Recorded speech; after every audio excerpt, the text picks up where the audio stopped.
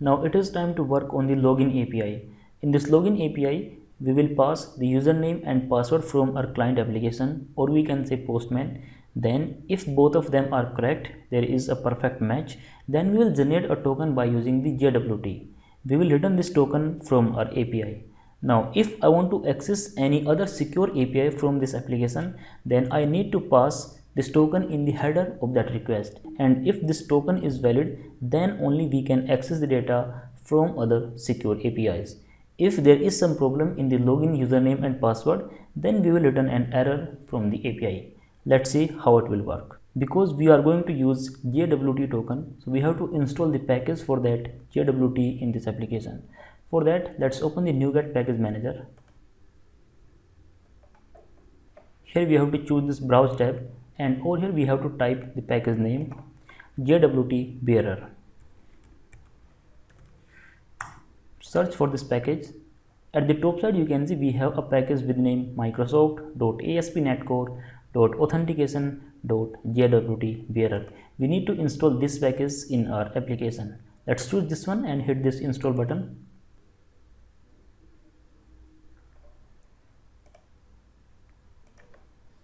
The package has been installed in our application successfully. Now to work with the JWT token, we need some settings from our configuration file.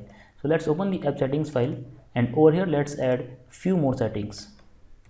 You can give it any meaningful name to your key. Let's say I'm writing JWT. And in this JWT, we need to pass three settings. First is valid audience. And over here you can give any meaningful value. Let's say here I'm writing user. Then in the second one we have to pass valid issuer. At this place we have to provide the details of the issuer, but because here we are working on the localhost application, so I can enter the URL for our application. I can use either this HTTP or the HTTPS. Let's use this HTTPS. The port for the secure one is 44341. Paste it over here. Use the S. Now as a third property we need a secret key. This key must be at least 16 digit long. So here I am writing. Now we are done with the changes in the app settings file. It is time to make some changes in the startup class. Let's open the startup class. In this startup class, inside this configure services method, we have to tell our application that we are going to use the token for this JWT. Let's add a new service over here. So services dot add authentication. And over here we have to set some default schemes. So let's use this option dot default authentication scheme. So it is available in this microsoft.aspnetcore.authentication.jwt bearer, and here I have to use authentication scheme. In the second one we have to use default challenge scheme, and in the third one we have to use the default scheme. As of now we have only added the authentication in this configure services method. Now we have to add the support for JWT bearer. For that we have to use a method over here, add JWT bearer.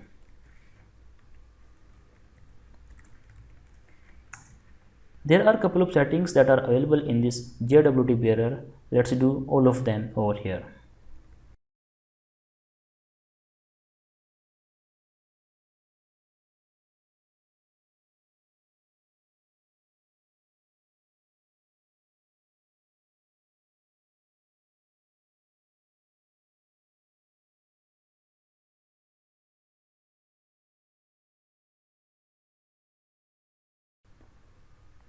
We have already defined these three settings in our app settings file, so we can read the values from there and we can write it over here.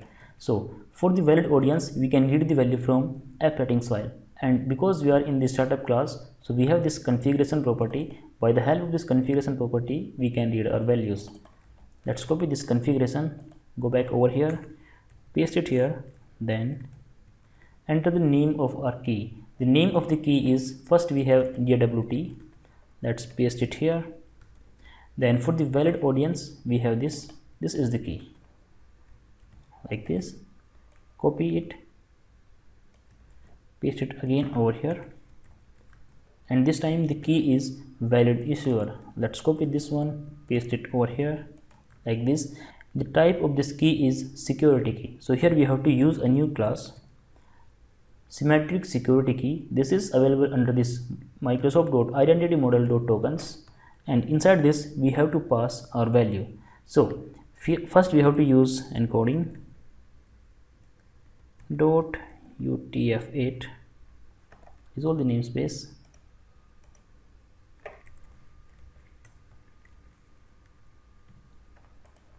Let's read the value from our app settings file, paste it here, and the name of our key is secret, so we can paste it over here.